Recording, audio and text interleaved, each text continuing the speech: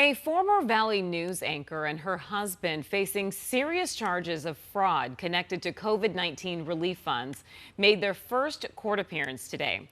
The Department of Justice says that Stephanie Hawkridge and Nathan Reese fabricated documents and received illegal kickbacks in the alleged scheme.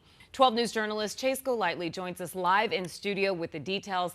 And Chase, just how much money are we talking about?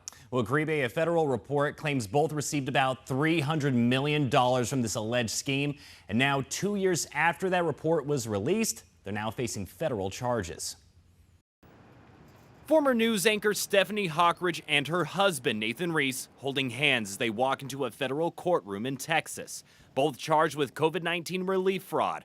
They co-owned a company called Blue Acorn, a Scottsdale-based company created for the sole purpose of distributing PPP loans to small businesses. But this federal indictment claims they were fabricating documents for themselves and their business in order to get huge federal loans they weren't eligible for. It lists out several alleged instances of this happening, claiming Hawkridge and Reese coached workers on how to submit false PPP documents to get that money. In one case, they received $136,000 for a business that didn't even exist. It also claims Hawkridge and Reese charged borrowers illegal kickbacks based on how much money they received for the fraudulent loan. The indictment comes nearly 2 years after this scathing federal report from a House Select Subcommittee on the coronavirus crisis. It claims in 2021, Blue Acorn processed $12.5 billion worth of loans. Out of that, Blue Acorn received more than $1 billion in fees for processing the loans, with $300 million in profits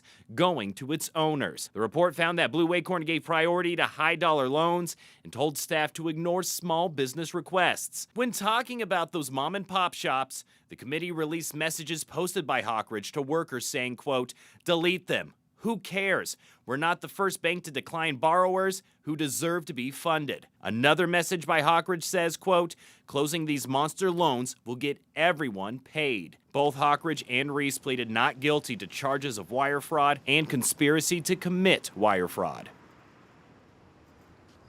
Now, if Hawkridge and Reese are found guilty, they may see up to 20 years in prison for each count they're facing. We're live in the studio. Chase Golightly, 12 News. Chase, thanks.